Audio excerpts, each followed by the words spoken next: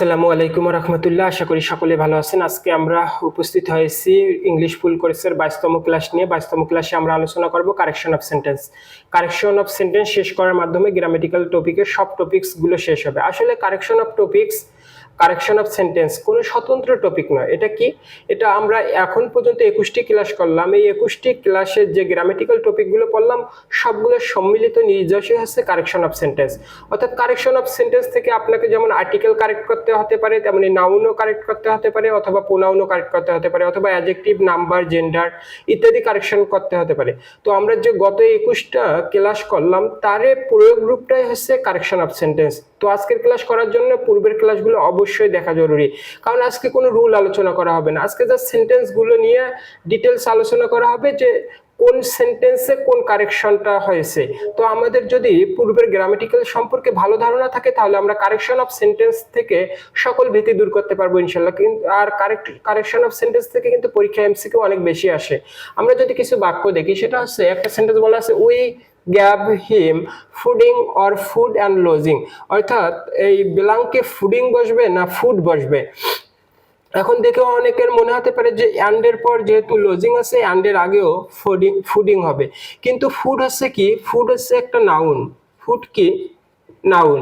আর নাউনের সাথে কখনোই আইএনজি যুক্ত হয় না, তাই এখানে ফুডিং না হয়ে ফুড হবে। কি হবে? ফুড হবে। ফুড অ্যান্ড লজিং আমরা কিন্তু নাউন চ্যাপ্টারে এগুলো আলোচনা করেছি আমাদের 1 নম্বর ক্লাসে। এরপর যদি যাই আমরা one should take care of his, possessive হিসেবে হিজ বসবে নাকি ওয়ান্স বসবে? হেলথ। তাহলে আমরা জানি যে আমরা এটা প্রোনাউন ক্লাসে আলোচনা করেছি যে যখনই সাবজেক্ট প্রোনাউন হিসেবে ওয়ান থাকবে, ওয়ান এর পসেসিভ ফর্ম সবসময় ওয়ান্স বসবে, হিজ বসবে না। কি বসবে? ওয়ান্স বসবে। কারণ আমরা জানি ওয়ান এর পসেসিভ ফর্ম কি? ওয়ান্স। ওয়ানের পসেসিভ ফর্ম ওয়ান্স। তারপর বলা হয়েছে he has sold his furniture নাকি ফার্নিচার্স, অর্থাৎ সিঙ্গুলার ফর্ম বসবে নাকি প্লুরাল ফর্ম বসবে। আমরা নাউন অধ্যায়ে পড়েছি যে countable noun, uncountable noun. Uncountable নাউনের সাথে কখনো এস বাই এ যুক্ত হয় না। যেহেতু ফার্নিচার একটা আনকাউন্টেবল নাউন, সেহেতু ফার্নিচারের সাথে কখনো এস বাই এ যুক্ত হবে না। কি হবে? ফার্নিচার হবে। এরপর যদি যাই আমরা মেনি এ মেন বা ম্যান হ্যাজ কাম, আমরা গত 3 নম্বর বা 4 নম্বর ক্লাসে পড়েছি এই রুলটা যে মেনি এর পরে সব সময় কি বসে? মেনি এর পরে সিঙ্গুলার নাউন বসে। আমরা একটা ছন্দ দিয়ে মনে রেখেছিলাম যে এ মানে একটি, একটির পরে সিঙ্গুলার নাউন বসাবো। তাহলে মেনি এর পরে কি বসবে? সিঙ্গুলার নাউন, প্লুরাল নাউন বসবে না। দেখেন সিঙ্গুলার নাউন বসার কারণেই কিন্তু এখানে যেহেতু third person singular noun have না বসে ভার্ব হিসেবে হ্যাজ বসেছে। এরপর মেনি, মেনির পরে যদি আর্টিকেল না থাকে, এ বা এর না থাকে, তাহলে কি হয়? নাউনটি হয় প্লুরাল। এটাও আমরা নাউন অধ্যায়ে আলোচনা করেছি। তাহলে নাউনটি plural. Many women have come. দেখেন যেহেতু ওমেন অর্থাৎ নাউন প্লুরাল, তাই নাউন হচ্ছে থার্ড পারসন প্লুরাল নাম্বার হলে হ্যাজ না বসে হ্যাভ বসে। এরপর যদি যাই he is weak at mathematics or mathematic, এখন এখানে ম্যাথমেটিক্স হবে নাকি ম্যাথমেটিক হবে? আমরা নাম্বার অধ্যায়ে পড়েছি সিঙ্গুলার নাম্বার, প্লুরাল নাম্বার। সেখানে আমরা পড়েছি যে কিছু শব্দ আছে যেগুলো সব সময় কি থাকে? সব সময় এস বাই এ যুক্ত থাকে, কিন্তু সেগুলো কি? সিঙ্গুলার। যেমন ফিজিক্স, নিউজ, ম্যাথমেটিক্স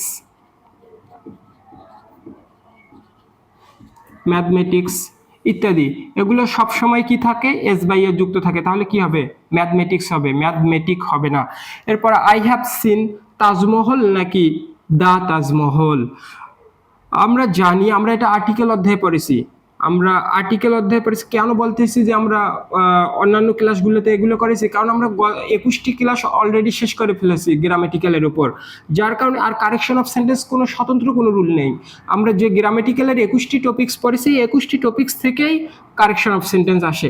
আমরা আর্টিকেল অধ্যায়ে পড়েছিলাম যে বিখ্যাত জিনিসের পূর্বে দা বসে। তাজমহল একটা বিখ্যাত জিনিস, তাহলে তাজমহলের আগে অবশ্যই দা বসবে। তাহলে I have seen the Taj Mahal, শুধু তাজমহল হবে না। এরপর অনেস্টি বা the honesty of Jabir is known to all, এখানে ব্ল্যাঙ্কে অনেস্টি বসবে নাকি দা অনেস্টি বসবে? আমরা বলেছিলাম যে অনেস্টি হচ্ছে অ্যাবস্ট্রাক্ট নাউন। নাউন অধ্যায়ে আলোচনা করা হয়েছে যে অনেস্টি অ্যাবস্ট্রাক্ট নাউন, যে CY TH TY ইত্যাদি শব্দের শেষে থাকলে সেটা কি অ্যাবস্ট্রাক্ট নাউন। অ্যাবস্ট্রাক্ট নাউন কি বোঝায়? দোষ গুণ অবস্থা ইত্যাদি বোঝায়। এখন অ্যাবস্ট্রাক্ট নাউনের পূর্বে আমরা জানি আর্টিকেল ব্যবহৃত হয় না, কিন্তু আমরা একটা ব্যতিক্রম পড়েছিলাম যে অ্যাবস্ট্রাক্ট নাউন যদি নির্দিষ্ট করে বোঝায়, এখানে কি অনেস্টি বা সততা দ্বারা গোটা পৃথিবীর মানুষের সততা বোঝানো হয়েছে? না, এখানে অফ জাবির, শুধু জাবিরের সততা বোঝানো হয়েছে। যেহেতু অ্যাবস্ট্রাক্ট নাউন দ্বারা নির্দিষ্ট করে বোঝানো হয়েছে, তাহলে অ্যাবস্ট্রাক্ট নাউনের পূর্বে কি বসবে? দা বসবে, অর্থাৎ দা অনেস্টি হবে, শুধু অনেস্টি হবে না। এরপর যদি যাই আমরা, যে দ্য ওয়াটার বা water of the pond is very clear. এখানে ওয়াটার আমরা জানি আনকাউন্টেবল নাউন, তাহলে আনকাউন্টেবল নাউনের আগে দা বসে না। আমরা কাউন্টেবল নাউন আনকাউন্টেবল নাউন ক্লাসের সময় বলেছিলাম, কিন্তু আমরা একটা ব্যতিক্রম বলেছিলাম যে আনকাউন্টেবল নাউনের আগে দা বা আর্টিকেল বসে না, কিন্তু আনকাউন্টেবল নাউনকে যদি নির্দিষ্ট করে বোঝানো হয় তাহলে তার পূর্বে দা বসে। এখানে দেখেন তো, ওয়াটার দ্বারা কি গোটা পৃথিবীর পানিকে বোঝানো হচ্ছে? না, এখানে শুধু অফ দ্য পন্ড, শুধু পুকুরের পানিটাকে বোঝানো হচ্ছে। তাহলে ওয়াটার কি নির্দিষ্ট করে বোঝানো হলো না? তাহলে ওয়াটার যেহেতু নির্দিষ্ট করে বোঝানো হয়েছে, তাহলে দা ওয়াটার হবে, শুধু ওয়াটার হবে না। তাহলে কারেকশন অফ সেন্টেন্স দেখানোর উদ্দেশ্য কি? কারেকশন অফ সেন্টেন্স নিয়ে আমাদের অনেকেরই ভীতি থাকে, কিন্তু কারেকশন, আপনি যখন গ্রামেটিক্যালের সবগুলো টপিক সুন্দরভাবে কমপ্লিট করতে পারবেন, তখন কারেকশন অফ সেন্টেন্স আপনার কাছে পানিভাত। তো কারেকশন অফ সেন্টেন্স থেকে অনেক বেশি এমসিকিউ আসে, তাই গত 21টি ক্লাস এবং আজকের 22তম ক্লাস, এই 22টি ক্লাসে দেখার অনুরোধ জানিয়ে আজকের মতো এখানেই শেষ করছি। আসসালামু আলাইকুম ওয়া রাহমাতুল্লাহ।